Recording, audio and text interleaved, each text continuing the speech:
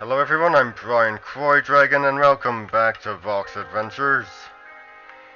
Yeah, just give me a moment.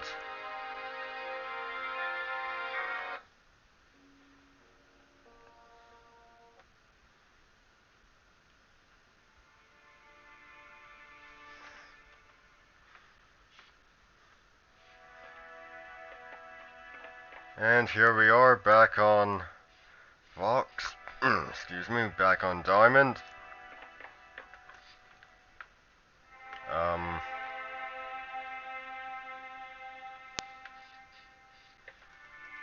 let's go to Wilderness. Still working on my pirate story, which I've changed the title to Commander Burke.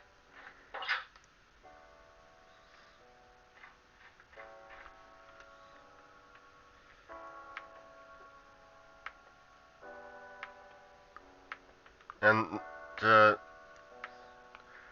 origin story is established in the first chapter, so the entire story isn't about him becoming a pirate anymore. And the protagonist is actually his son Philip. Philip Burke. It's not the first time I've done something like this before. Have the title character be someone completely different from the protagonist. I did it in The Crowned Chevalier, which I still have being edited by my aunt. Good lord, how long ago was that?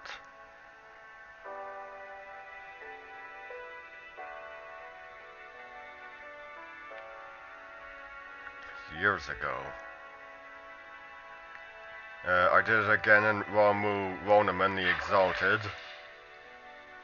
where the protagonists are Mark and Annette rather than Ronaman.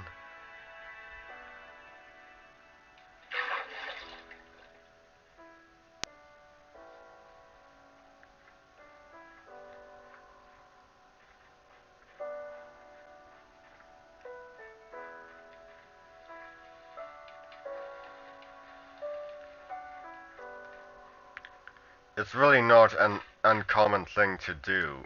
Even Shakespeare did it. If you're familiar with Julius Caesar, Julius Caesar is one of the five main characters, and he is the title character, but he's not the one the story follows. The story follows Brutus and Cassius.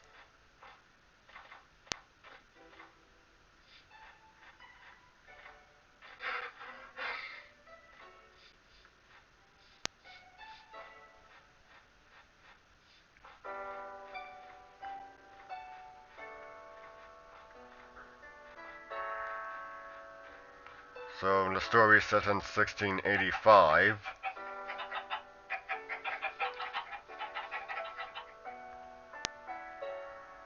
Oh jeez, what's going on here? Oh, for thank you for taking this moment to not respond. Oh jeez.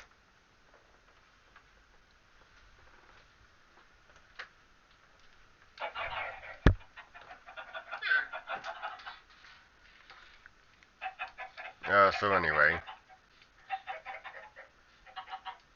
the story is set in 1685.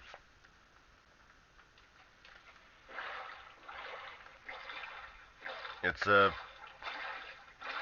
between the first two periods of the Golden Age of Piracy, the Buccaneer period and the Pirate Round period.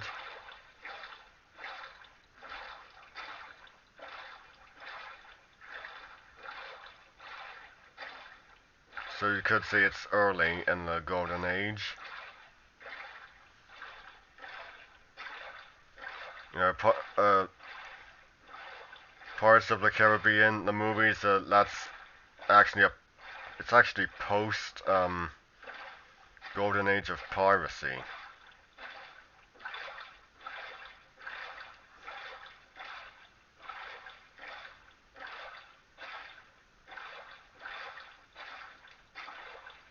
So it's not like I was gonna, have it during the reign of George II. I'll have it be during the reign of George II.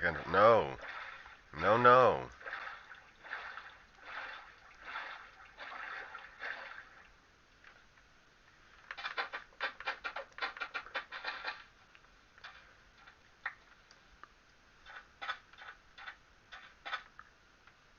Uh, and I want a story. Well, hmm, can't. Well, to be fair, Treasure Island has an excuse. It's got a good excuse. It has a good reason to be post Golden Age.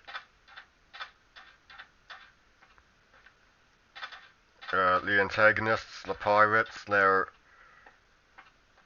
the original crew of Captain Flint, who's been dead a good many years. Uh, such the people have done the work and figured out that the setting is probably the late 1750s, probably 57.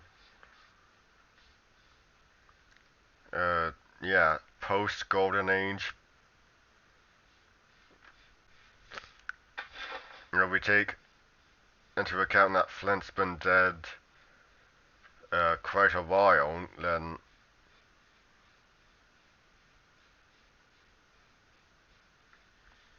he must have died in the last period of the Golden Age. Geez, I was, you know, during George the First's time, and that's actually the interesting thing. The majority of George the First's George the First of Great Britain's reign was entirely within the last period of the Golden Age of piracy.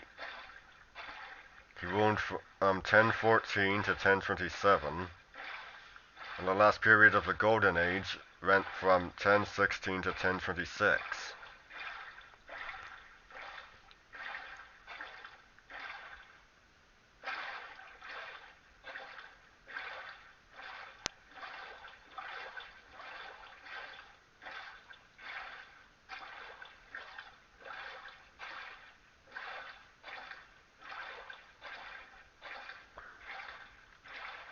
And while I might, I'm going to be honest.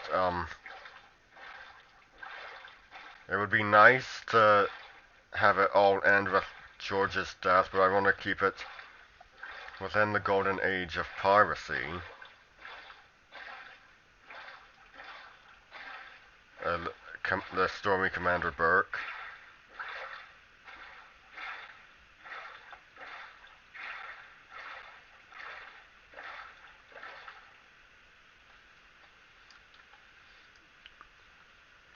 But with his death being the year after the Golden Age of piracy ended, it just doesn't. It's just not in the cards, and I don't know. The reign's not long enough for my tastes. Really, the only reign I found long enough was Charles II's.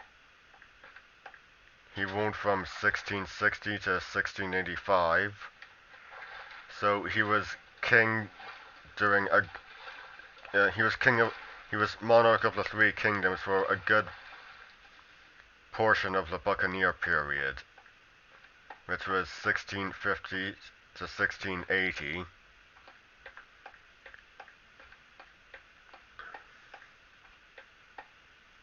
And the idea behind it is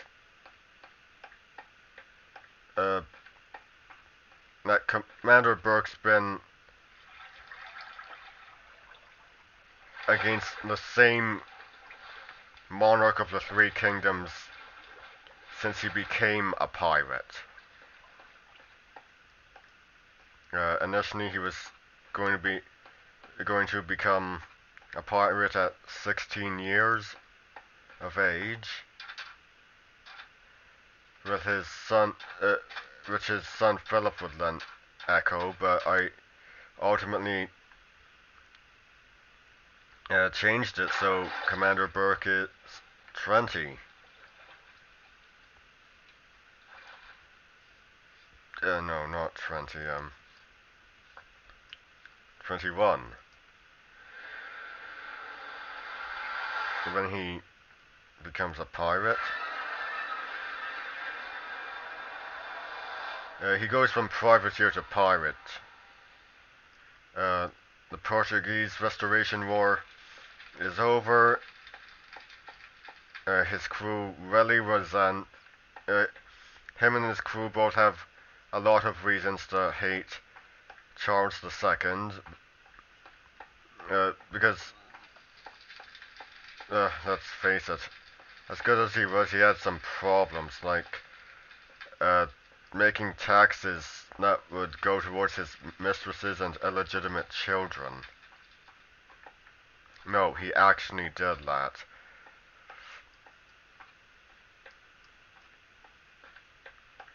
But Commander Burke's reason for turning pirate is because it goes farther.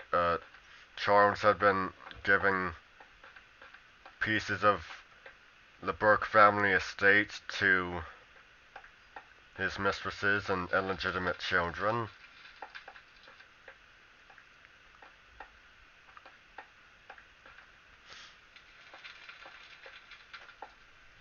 Excuse me one moment.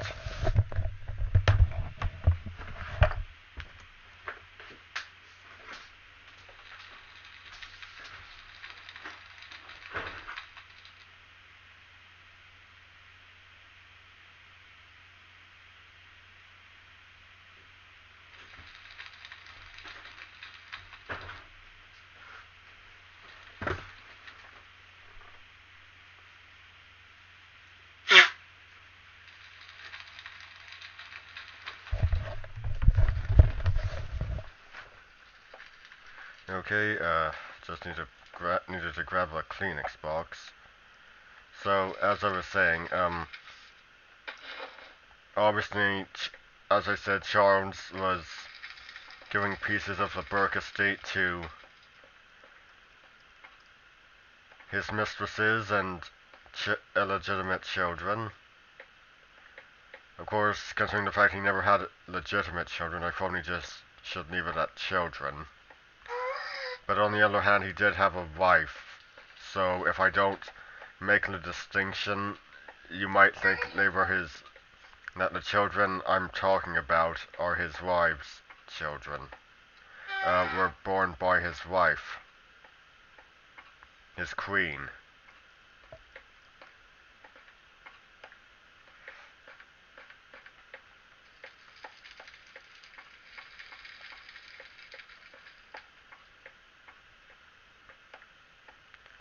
Uh, so anyway, and then when, well, let's just call him by his given name here, John. When John's father died, Charles actually interfered with the succession and made John's nephew, Owain, whose mother was Welsh, accounting for the Welsh given name. So anyway, Charles interferes with the succession, and so the next Lord Burke ends up being the son of John's deceased paternal half-brother, the elder, of course, even though John is actually the next in line.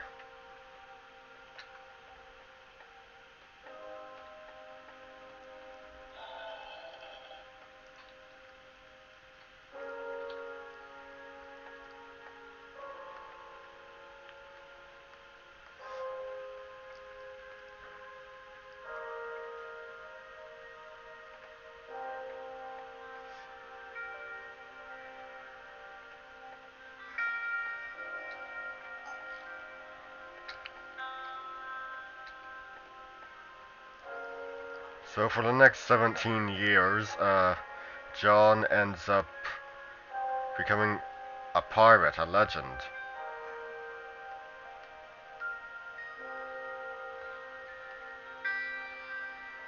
He and his crew, who, the crew of him and his ship and crew, how do I put this? His ship is the Scarlet Wyvern, an outdated warship from,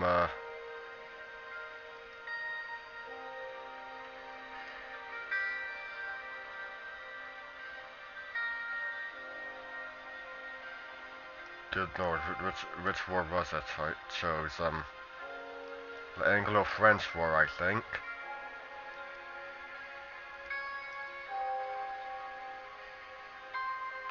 Anyway, yeah, jeez. Anyway, by the time of the story proper, the Scarlet Wyvern's about 58 years old.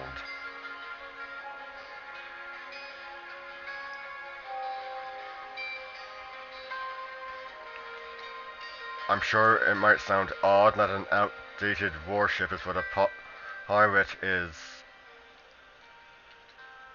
traveling around in or on, but you have to remember, with the character of Commander Burke was initially a privateer.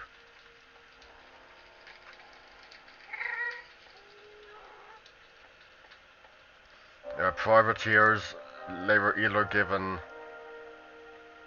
outdated warships or refitted merchant ships.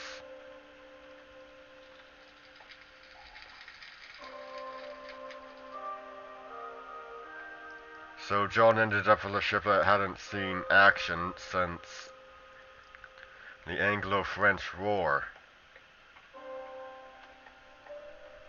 Excuse me.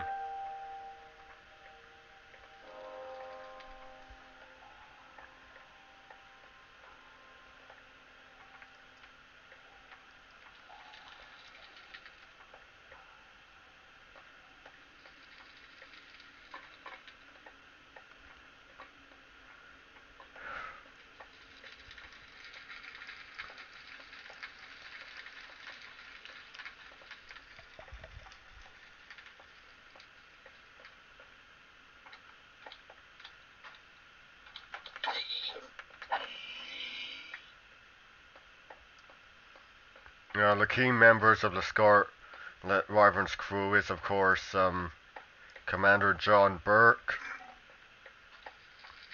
his son Philip. Then you have James Axe, the one-legged quartermaster and first mate.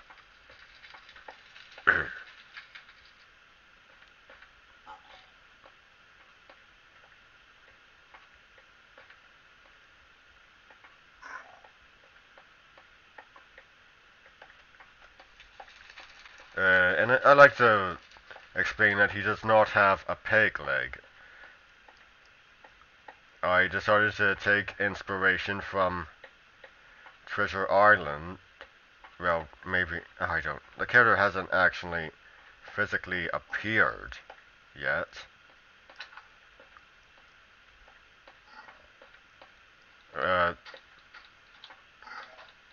Commander Burke, James, and the second mate, Idris, who is Moroccan, won't appear until the second half of the book.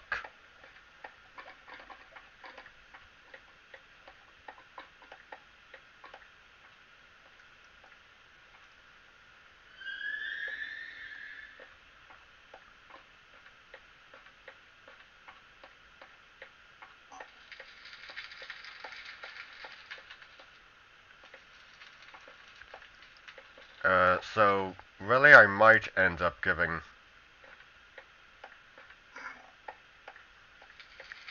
James a prosthesis. And of course include the crutch, because realistically speaking, crutch and peg leg it's something that would go hand in hand. If you've ever seen the Pirates of the Caribbean movies, and in the last two, on Stranger Tides, I think it's called. I can't remember. I've got the movie, but I'm not gonna go look right now.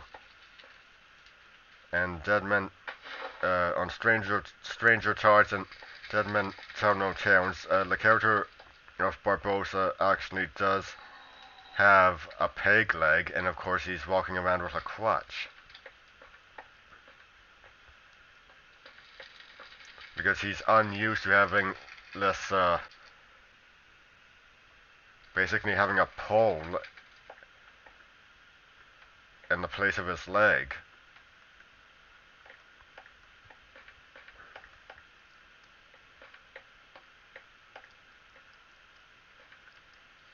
And I have no idea where I'm even going.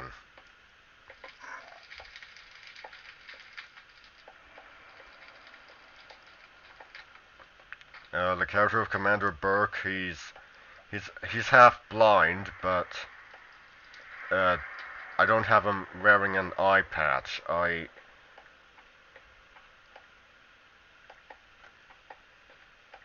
He has a scarred visage with the eye being damaged, so I actually took inspiration from.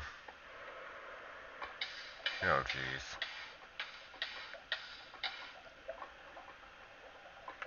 Oh, I took inspiration from many a thing, a work where a character is half blind but they don't have an eye patch. I mean, him completely lacking an eye was an option.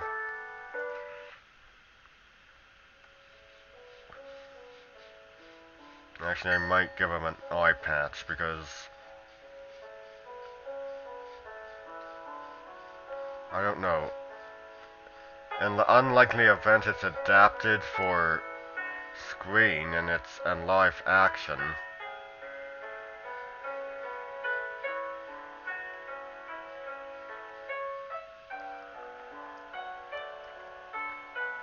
uh,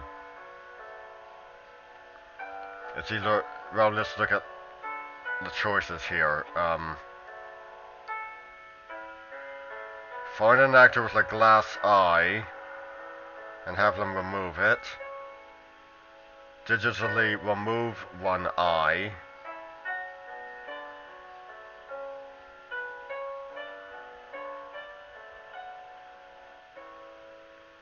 Make it to look like the eye socket was sewn shut after it was damaged and removed. After the eye was damaged and removed.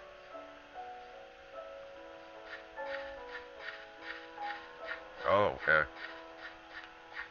deformed so he only has one eye. Or, of course that would require makeup. So, again, makeup. Or just wear an eye patch.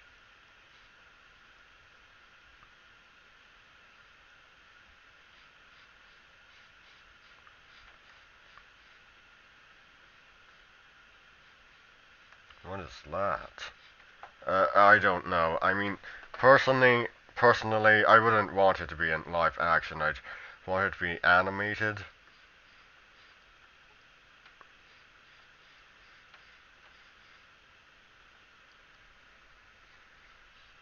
Oh my god, I've been here before.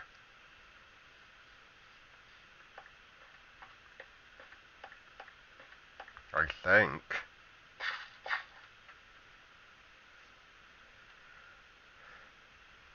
Yeah, as I was saying, I'd prefer it to be animated. Animated. Of course not done by Disney. Oh, definitely not.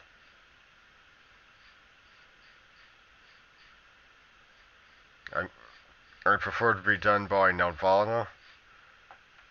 Well, I'm Canadian and I prefer my works be adapted by a Canadian studio.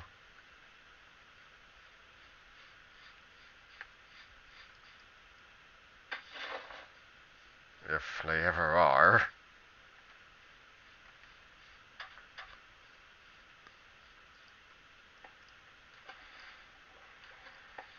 Really, I really prefer my works, if they ever do get adapted, done to be adapted by a studio here in Canada.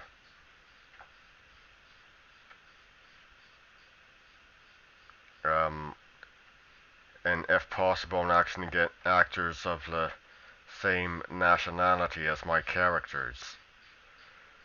John Burke, he's Irish. James Axe, he's English, but he's not West Country, so he won't be speaking with what has become the stereotypical pirate accent. Yeah, he's actually from Cheshire. Idris, as I said, is Moroccan.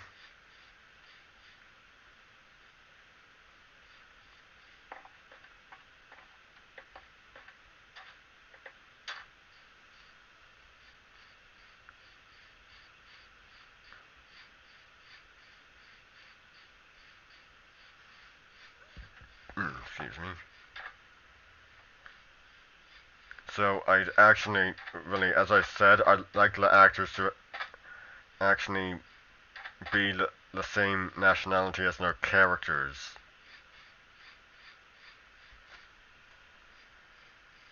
If possible.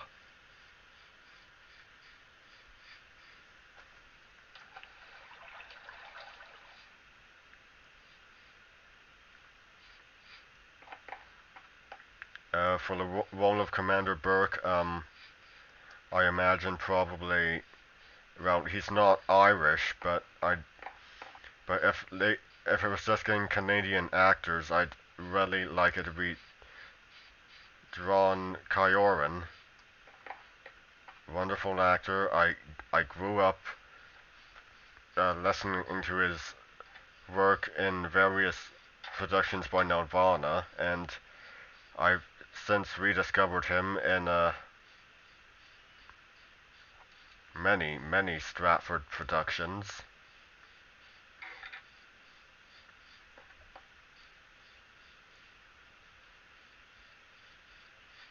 And I actually bring him up because when I saw Treasure Island at Stratford a few years ago, he actually played Long John Silver.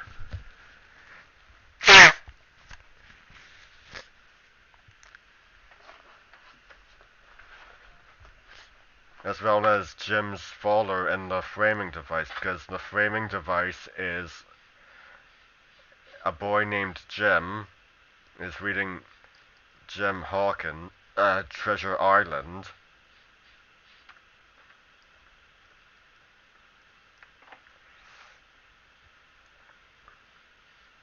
Yeah, he's reading Treasure Island. Uh, his father comes in to tell him to go to bed, and his or something or such. Unfortunately, the play wasn't recorded. I really wish it had been. I'd love to have that DVD.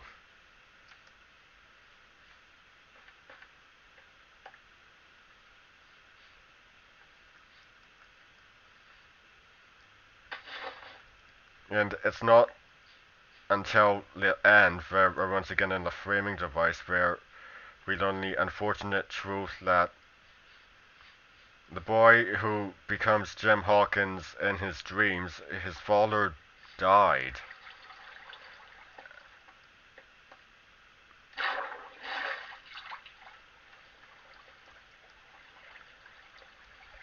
And so you have Long John becoming this sort of father figure for Jim Hawkins in the dream, and it, the whole thing, it kind of becomes this young boy wanting his father back.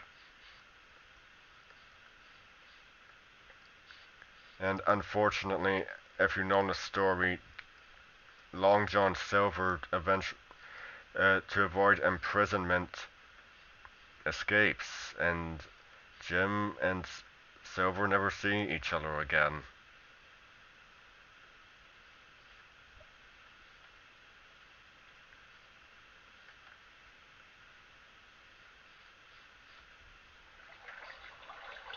I suppose another good choice,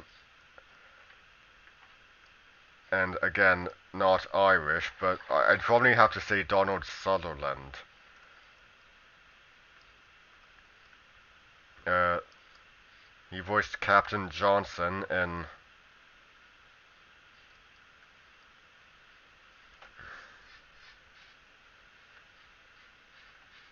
in Pirate's Passage. Marvelous animated movie. It uh, feature length was initially shown on television. It's amazing. It really earned the PG rating. The blood, the actual dialogue, like people would be expected to use. A guy slips and falls on a into water during a rain into the sea during the rainstorm. He actually exclaims, "Jesus Murphy."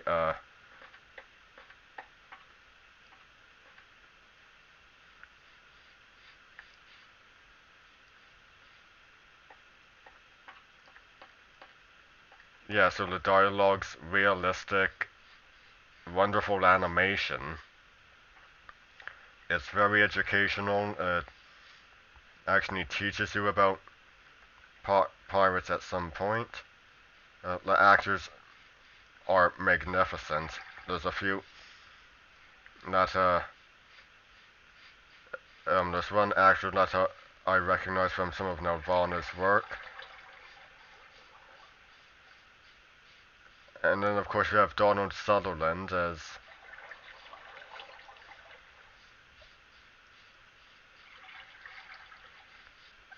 Captain Johnson,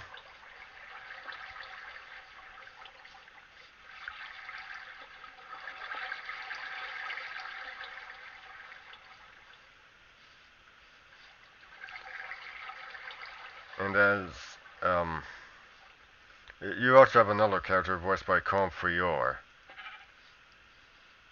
The protagonist is actually again young boy named Jim Hawkins. So you got that Treasure Island shout out.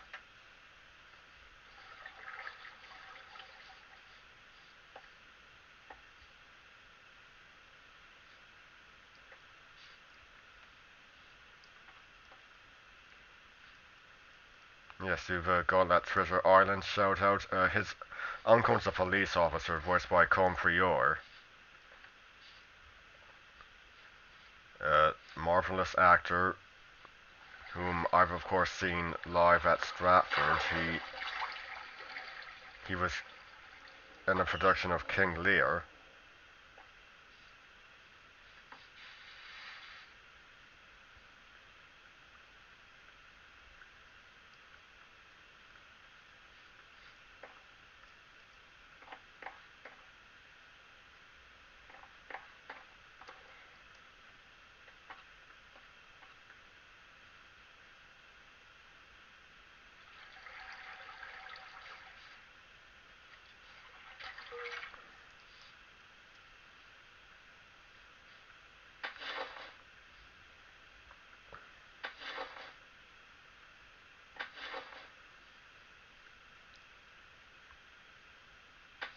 Um,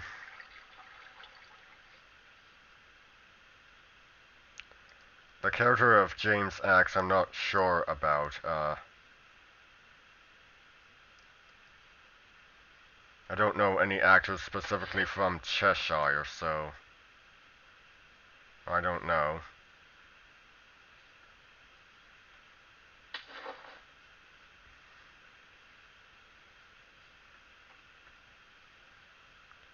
Also, as for Idris, I don't know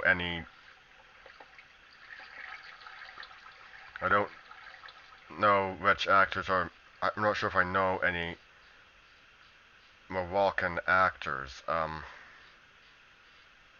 mean, some people would probably joke, "Oh, just have it be Idris Elba," but no, I'd like the actor to actually be the same nationality. So, and I mean, obviously Idris Elba is British, but well, yeah, he's British, so I don't know. Uh, d- did he come from somewhere else originally? I don't know. He might have.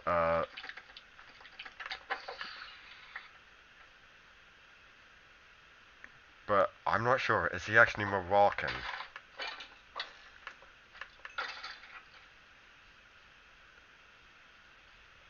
I know some people will just think, oh, it's an actor named Idris playing a character named Idris.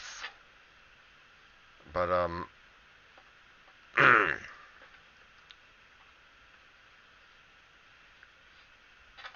I've done my research, and there is actually a few Moroccan monarchs by the name of Idris, so that's how I got the name.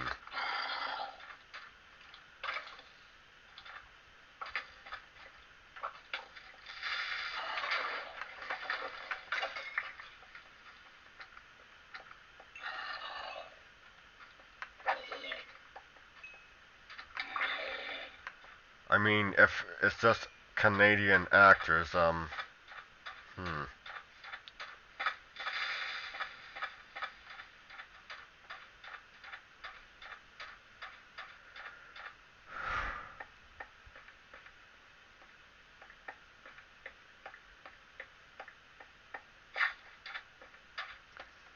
Okay, if it's just Canadian actors, for Scott Wentworth, for James Axe, I'd love for it to be Scott Wentworth. Again, I was introduced to him via Nirvana's shows.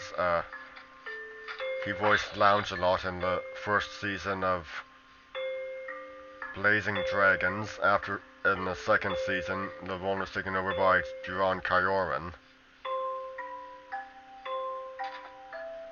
And at Stratford, I was reintroduced to him again.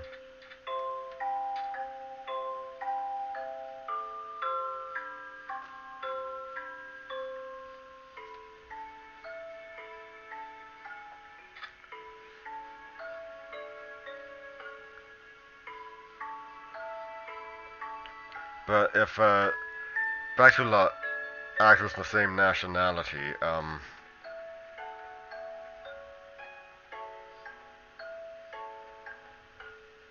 I honestly think I'd want Kenneth Branagh to voice, Commander Burke.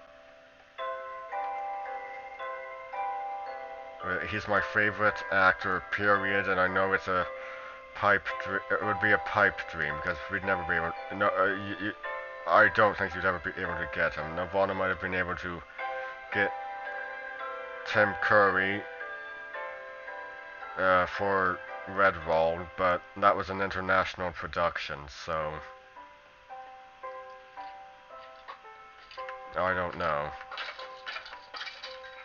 You had British actors, you had Canadian actors.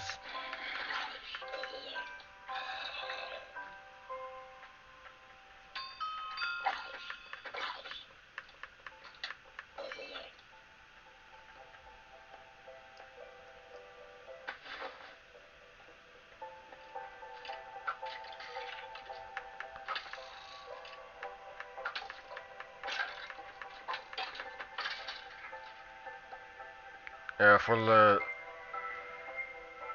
um,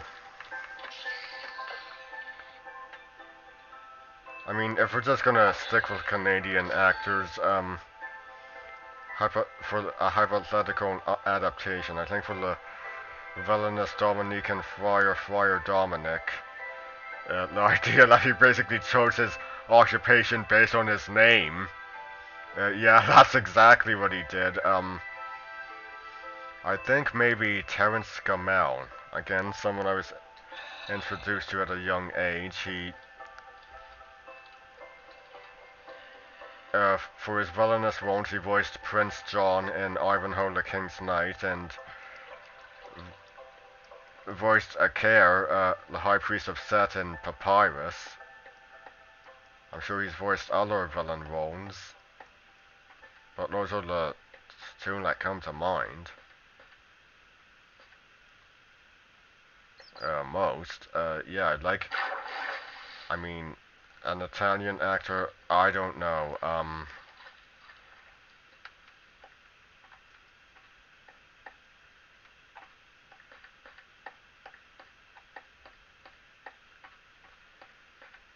Yeah, I really don't know.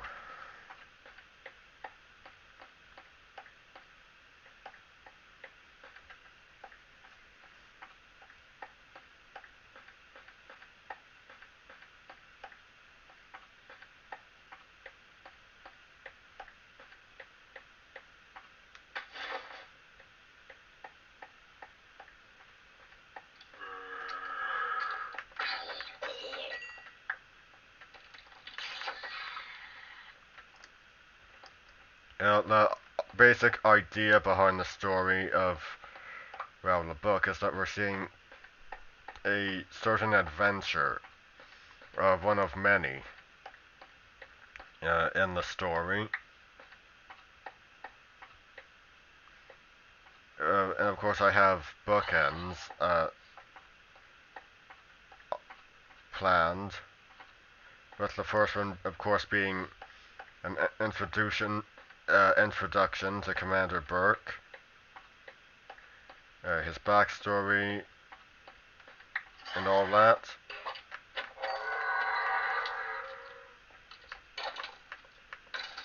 With the story only properly beginning a bit at the end of the first chapter.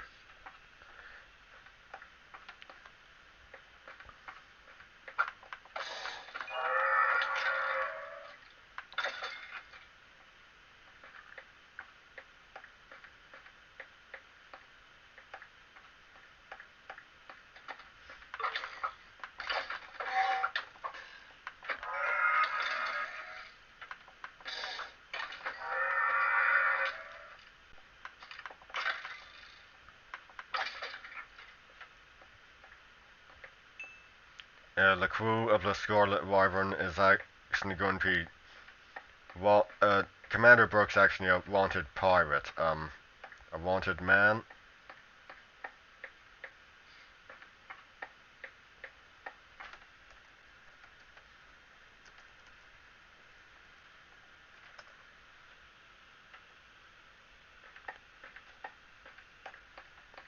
And I'd really, if you haven't figured it out from clues I've given, the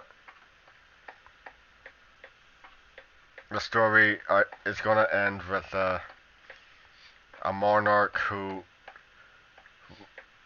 wanted him, well, dead. Well, well, dead. The monarch's dead. The Scarlet, the crew of the Scarlet Wyvern is free. Amnesty's been granted. But unfortunately, there's still three other nations to deal with. Because the total of areas that want Commander Burke dead are, well, either captured or dead. Well, you've got the three kingdoms. You've got France. You've got Spain, and then you've got the Dutch Republic.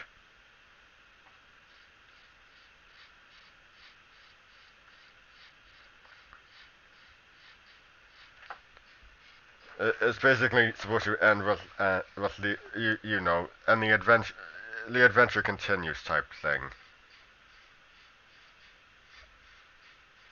Because if I ever want to write a sequel, that leaves it kind of open-ended. An adventure done, there's more awaiting our protagonists.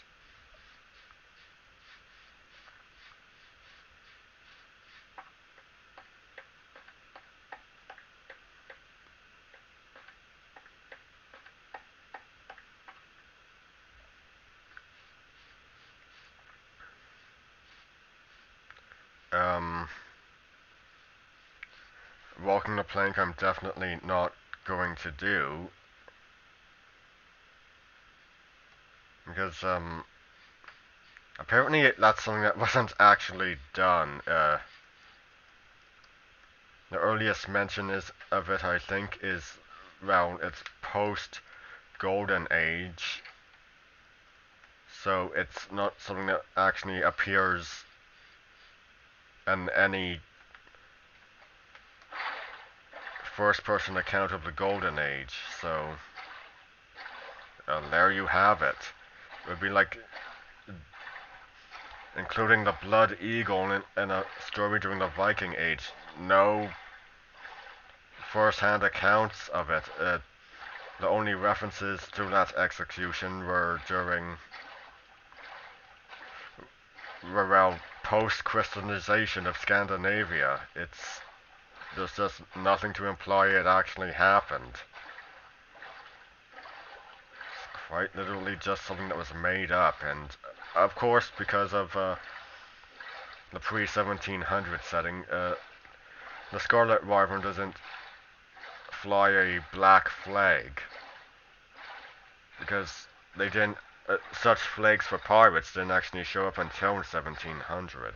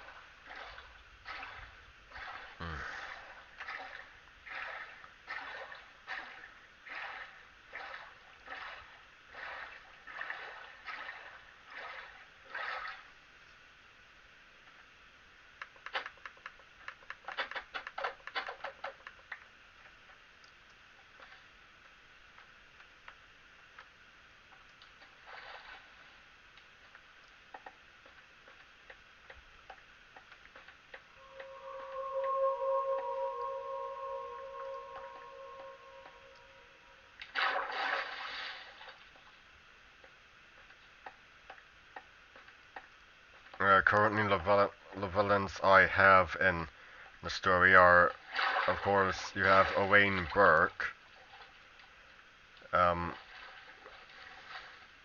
there on behalf of Charles Fitzroy.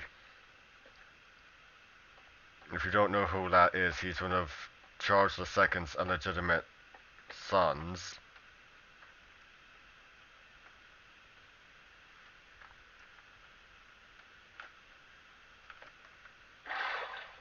And the plot is that Owain has been sent to bring back Fitzroy's runaway fiance,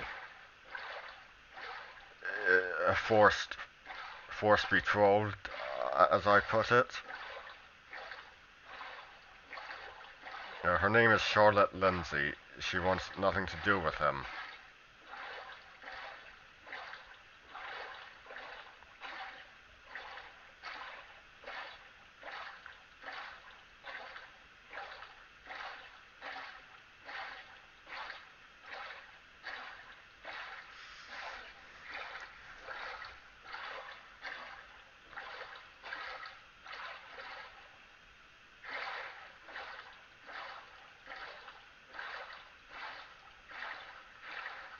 And of course, with Owain is Friar Dominic,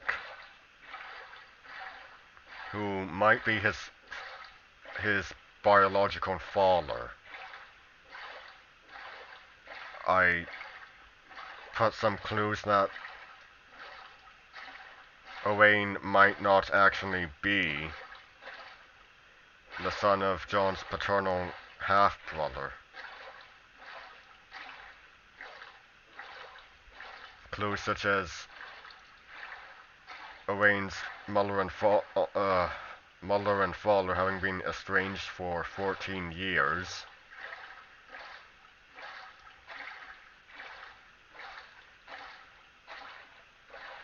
and a rumor that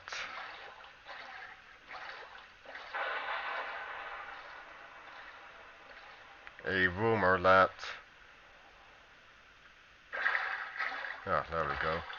A rumor that Owain's mother had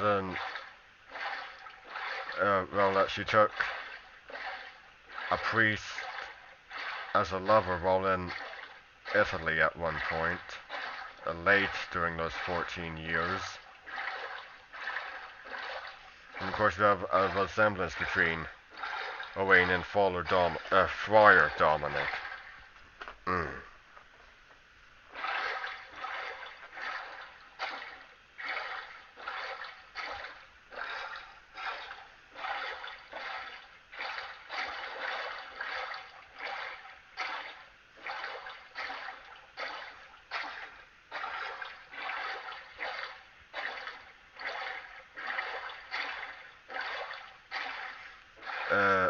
Besides Friar Dominic, who is of course with Owain, Friar Dominic's sort of an example of the corrupt church you sometimes get in fiction. He does forced marriages, kidnappings, forced baptisms, that sort of thing. He's creepy.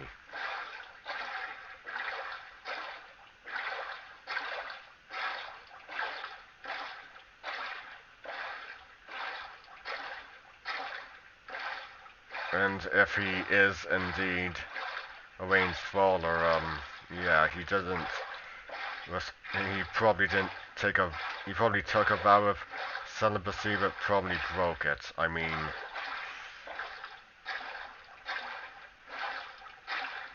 I actually got that idea from the man in the Iron Mask. One of the theories about him is that he's actually a legitimate son of Cardinal Mazarin and Anne of Austria. Anne of Austria having been, well, you know, she was Queen of France and all that jazz.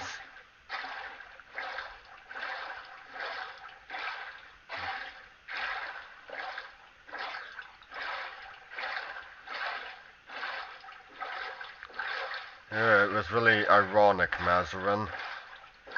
His predecessor had the love of the people, but not the Queen, and yet he ended up with the hate of the people, but the love of the Queen.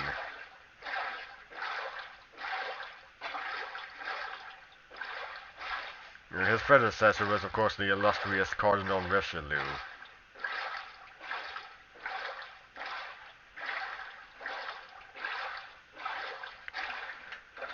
Yeah, best actor I've ever seen play Cardinal Richelieu, Charlton Heston.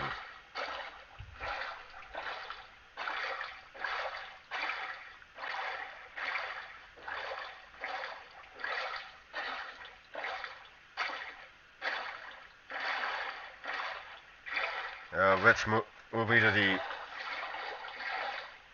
play Cardinal Richelieu in? Well, let's start with the fact here that it was initially supposed to be one movie. It was considered long enough to be two movies. It was split apart, and so we have the Three Musketeers and then the Four Musketeers. As what was initially supposed to be one long adaptation of the Three Musketeers.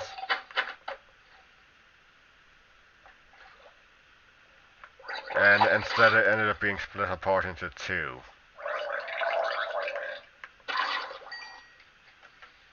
Excuse me.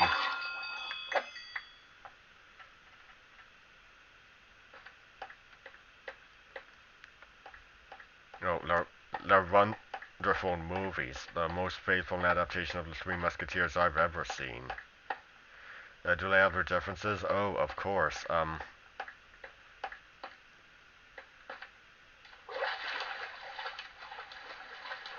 Yeah, of course they have their differences.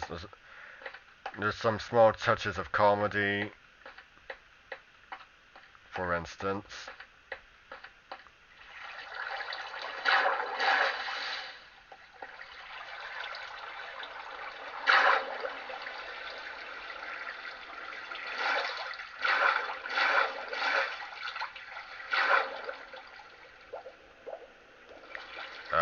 I'm definitely glad it didn't end up going as a vehicle full of Beatles because I don't I don't know, they're probably all dead, so who cares? I have no faith in their acting ability. Oh, what's that? 9 minutes of battery power left? Okay, just a minute.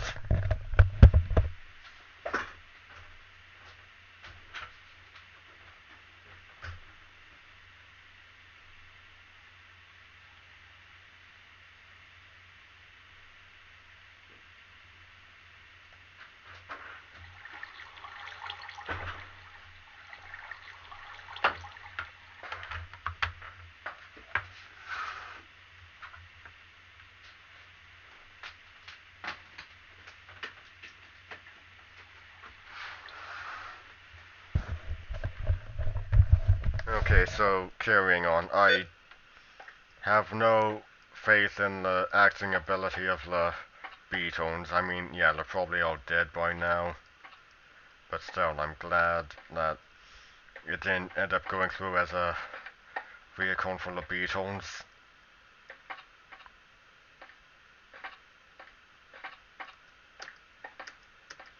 I remember a horror story of a planned adaptation of Lord of the Rings that would have had the Beatles playing the role of the roles of Frodo, Sam, Merry, and Pippin.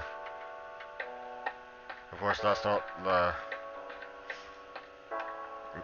least reason.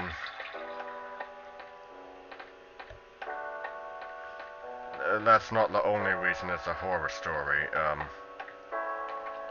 Frodo and Galadriel as an item, or at least, ugh, jeez.